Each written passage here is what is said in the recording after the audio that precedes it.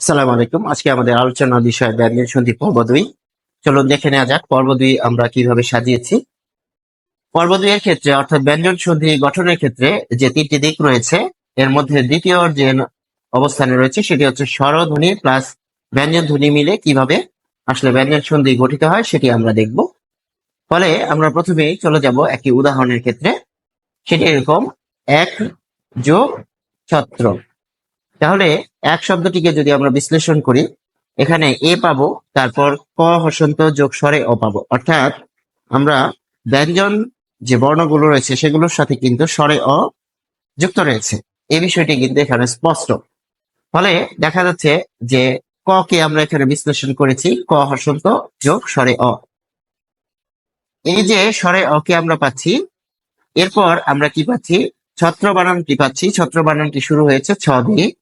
ফলে এখানে আমরা দেখছি যে স্বরে অ আর এই ছ মিলে এখানে কি হয়েছে, এখানে একটি পরিবর্তন এনেছে, সেটি হচ্ছে একচ্ছত্র। এই জায়গাটুকু খেয়াল করার বিষয়, এটি বইয়ে নেই, কোনো বইয়ে নেই, এটি দেওয়া থাকে না সাধারণত। এই যে একচ্ছত্র হয়েছে তার পূর্বের স্টেপ হচ্ছে এটি।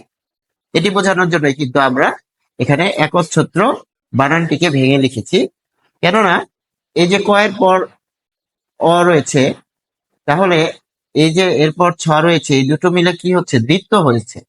এখানে আমাদের নিয়ম দেওয়া আছে।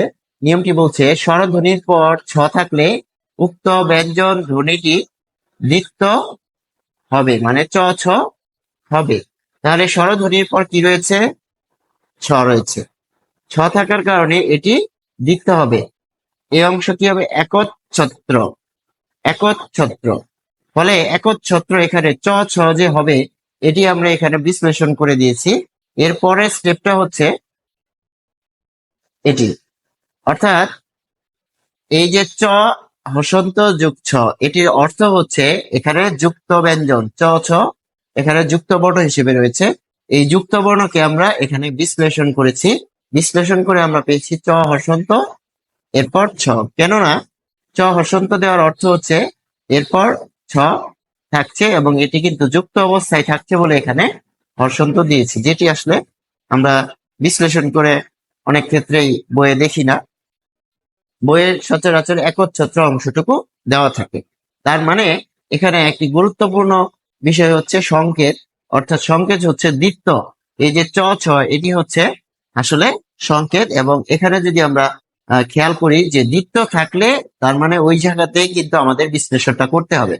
প্রথমত আমরা দ্বিতীয় পর্বের ক্ষেত্রে এই যে ছ, স্বরধ্বনির পর ছ থাকলে উক্ত ব্যঞ্জন ধ্বনিটি দ্বিত্ব হবে, এটি আমরা নিয়মের আলোকে উদাহরণটি দিয়েছি। প্রথমে তো আমরা স্বরধ্বনি পেলাম স্বরে অ, এক ও, এর সাথে অ থাকছে, আর ছত্র বানানের ছ থাকছে। তার মানে স্বরে অ আর ছ মিলে কি হচ্ছে?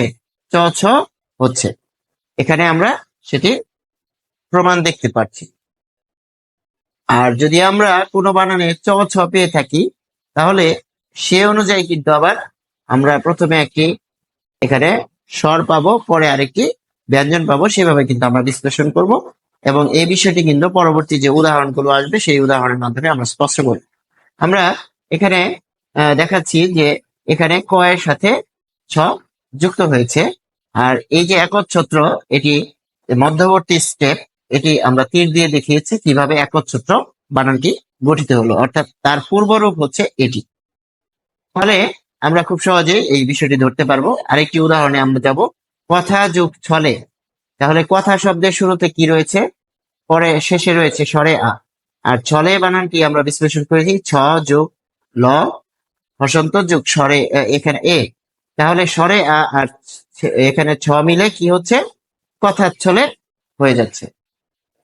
কেননা নিয়ম বলে দিচ্ছে স্বরধ্বনির পর ছ থাকলে উক্ত ব্যঞ্জন ধ্বনিটি চ ছ হবে। তাহলে স্বরধ্বনির পর ছ থাকার কারণে এখানে দ্বিত্ব হবে। দ্বিত্ব হলে আমরা কি পাচ্ছি? চ ছ পাচ্ছি। এবং এটিকে কিন্তু আমরা এখানে বিশ্লেষণ করে দেখিয়েছি যে এটিকে ভাঙলে আসলে কি হয়? কথা চলে। তাহলে চ আর ছ মিলে এই চ ছ হচ্ছে। তার মানে চ ছ থাকলে আমার প্রথম অংশে একটা স্বরধ্বনি থাকবে, এরপরের অংশ থাকবে ব্যঞ্জন ধ্বনি। নিয়ম 2 কিন্তু এই বিষয়টিকে আমাদের সামনে তুলে ধরে। এরপর আমরা বলতে পারি যে তাহলে এই অংশটুকু হচ্ছে সংকেত, যেটিকে আমরা এখানে দেখিয়েছি চ ছ বিশ্লেষণের মাধ্যমে দেখিয়েছি আলাদা করে, চ হসন্ত এরপর ছ, কেননা এটি যুক্ত বর্ণ। তাহলে আমরা খুব সহজে বুঝতে পারছি যে স্বরে আ অর্থাৎ স্বরধ্বনি এরপর ছ থাকার কারণে কথার ছলে শব্দটি গঠিত হয়েছে এবং এখানে দ্বিত্ব হয়েছে। এবার আমরা আরেকটি উদাহরণে যাব, যে পরিচ্ছদ। এখন আমরা যে উদাহরণ থেকে নিয়মের দিকে যাব, তাহলে আমাদের বুঝতে সুবিধা হবে। পরিচ্ছদ শব্দটির বিশ্লেষণ হচ্ছে এরকম, যে প যোগ র রস্বই চ হসন্ত ছ দ, অর্থাৎ এই অংশটুকুকে আমরা ভেঙে লিখেছি। এই যে আমরা ভেঙে লিখলাম, এখানে এই ভেঙে লেখার কারণে অর্থাৎ এখানে চ ছ থাকার কারণে আমরা কি পাবো সেটি আমরা এখন স্পষ্ট হব। তার মানে পরি, এই যে পরি, প যোগ রহসন্ত যোগ রস্বই পরি, তার মানে এটা রস্বই স্বরবর্ণ স্বরধ্বনি। আর এরপর কি আছে, ছ, ছ রয়েছে। ফলে এখানে নিয়ম কি বলছে আমাদেরকে, যে স্বরধ্বনির পর ছ থাকলে দ্বিত্ব হবে, অর্থাৎ চ ছ হবে। এই বিষয়টিকে আমরা এখানে আগে দিয়েছি। এবার আগে দেওয়ার অর্থ হচ্ছে যে এটি আমাদের পরীক্ষার ক্ষেত্রে বুঝতে সুবিধা হবে। পরীক্ষায় আমরা খেয়াল করি এরকম, যে একটা শব্দ দিয়ে দেয় এবং শব্দ দিয়ে বলে এটি সন্ধি বিচ্ছেদ কি হবে। পরীক্ষায় তো নিয়ম দিয়ে নাও দিতে পারে, যে স্বরধ্বনির পর ছ থাকলে কি হবে, সেটি নাও আসতে পারে। অধিকাংশ ক্ষেত্রে কি আসবে, যে একটি শব্দ দেওয়া থাকবে এবং ওই শব্দের মধ্যে একটা সংকেত বা ক্লু থাকবে। সেই ক্লুকে আমরা দেখবো যে এখানে আসলে কি রয়েছে। এই সংকেতটা হচ্ছে চ ছ রয়েছে, দ্বিত্ব রয়েছে। দ্বিত্ব থাকার কারণে এখানে আমরা ভেঙে ফেলবো। ভেঙে ফেললে কি হবে, পরি যোগ ছদ। তাহলে এই যে এবার আমরা নিয়মে যাই। নিয়ম কি বলছে, স্বরধ্বনির পর ছ থাকলে উক্ত ব্যঞ্জন ধ্বনিটি দ্বিত্ব চ ছ হবে। তাহলে স্বরধ্বনির এখানে আমরা পেয়ে গেলাম, এরপর আমরা ছ পেয়ে গেলাম। অর্থাৎ দ্বিত্ব যদি থাকে, এখানে চ ছ পাই, তাহলে এখানে আমরা স্বরধ্বনি আনবো, এরপর ছ আনবো। আশা করি আমরা বুঝতে পেরেছি। আরেকটি উদাহরণ আমরা দেখব, সেটি হচ্ছে বিচ্ছেদ। বিচ্ছেদ শব্দটির এখানে বিশ্লেষণ হচ্ছে বি চ হসন্ত যোগ ছেদ।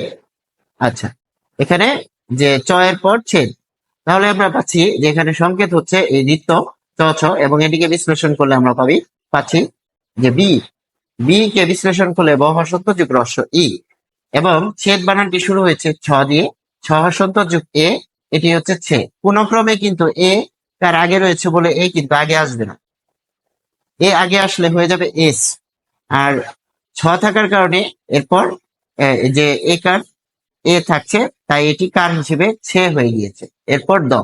তাহলে রস্বই এবং ছ এই দুটো মিলে যুক্ত হয়ে কি হচ্ছে, এই দ্বিত্ব হচ্ছে, যেটি বিচ্ছেদ বানানে রয়েছে। ফলে আমরা দেখতে পাচ্ছি এখানে রস্বই এবং ছ যুক্ত হয়ে চ ছ গঠন করছে, এবং এই চ ছ কিন্তু আরেকটি শব্দের মধ্যে থাকছে বলে আমরা এভাবে বিশ্লেষণ করতে পারছি। আমরা আরেকটা উদাহরণ দেখব, যে প্রতিচ্ছবি। তাহলে প্রতি শব্দটি যদি আমরা এখানে খেয়াল করি, প্র যোগ ত হসন্ত যোগ রস্বই, অর্থাৎ রস্বই এরপর কি পাচ্ছি, ছবি ছ, অর্থাৎ রস্বই আর এই ছ মিলে কি হচ্ছে, এখানে চ ছ হয়ে যাচ্ছে, অর্থাৎ দ্বিত্ব হয়ে যাচ্ছে। ব্যঞ্জন স্বরধ্বনির পর ছ থাকলে উক্ত ব্যঞ্জন ধ্বনিটি দ্বিত্ব চ ছ হবে। আমরা পড়বো এরকম, কোন বানানে চ ছ থাকলে তাহলে আমরা প্রথম অংশে স্বরধ্বনি আনবো, পরের অংশে ছ দিয়ে একটি শব্দ আনবো, যেটি এখানে লুকায়িত রয়েছে বলে আমরা নিশ্চিত করতে পারি। ফলে আমরা দেখতে পাচ্ছি যে এখানে রস্বই এবং ছ মিলে কিন্তু এই দ্বিত্ব হয়েছে। এরপর আমরা আরেকটি উদাহরণে যাব, অনুচ্ছেদ। তাহলে আমরা বিভিন্ন ধরনের কিন্তু স্বরধ্বনি আমরা এখানে পেলাম, বিভিন্ন রকম এখানে রস্বই পেয়েছি। আরেকটু যদি আমরা পেছনে যাই, তাহলে আমরা কি পাচ্ছি, যে আমরা দেখতে পাচ্ছি এখানে আ পাচ্ছি, স্বরেও পেয়েছিলাম, স্বরে এখানে স্বরে আ পাচ্ছি। তারপর আমরা এতক্ষণ যে আলোচনা করলাম, এখানে পেয়েছি স্বরে অ, তারপর আমরা পাচ্ছি স্বরে আ, এখানে আমরা পাচ্ছি, আর এরপর পাচ্ছি রস্ব ই, এই যে রস্ব ই, তারপর এখানেও আমরা পাচ্ছি রস্ব ই। সব ক্ষেত্রে মানে প্রথম অংশে কিন্তু এখানে স্বর থাকছে, প্রথম অংশে এখানেও কিন্তু আমরা রস্বই পাচ্ছি। তার মানে স্বর যোগ ছ। তাহলে স্বরধ্বনি তো অনেকগুলো, সেক্ষেত্রে আমরা কি কি পাচ্ছি? স্বরে অস্বরে আর রস্বই। এবার আমরা রস্ব দিয়ে একটা উদাহরণ দেব, অনু যোগ ছেদ। এখানে আমরা কি পাচ্ছি? যে রস্ব আর ছ যুক্ত হয়েছে, অর্থাৎ এখানে দ্বিত্ব যে হয়েছে, এই দ্বিত্বর জায়গায় আমরা বিশ্লেষণ করলে কি পাচ্ছি? এখানে সংকেত হচ্ছে চ ছ, ফলে অনু, এই যে রস্ব, প্রথম অংশ অনু, আর এখানে ছেদ ছ এ দ। তাহলে এখানে পাচ্ছি অনুচ্ছেদ সমান অনু যোগ ছেদ, যেটি আমাদের এই নিয়মকে সমর্থন করছে, এবং এই ক্ষেত্রে রস্যও এর সাথে ছ যুক্ত হয়েছে। আশা করি আমরা বুঝতে পেরেছি। আমাদের যে আজকের নিয়মটি ছিল সেটি হচ্ছে স্বরধ্বনির পর ছ থাকলে সেটি বৃত্ত হবে এবং ব্যঞ্জন সন্ধি গঠিত হবে। সংশ্লিষ্ট সবাইকে ধন্যবাদ। আসসালামু আলাইকুম।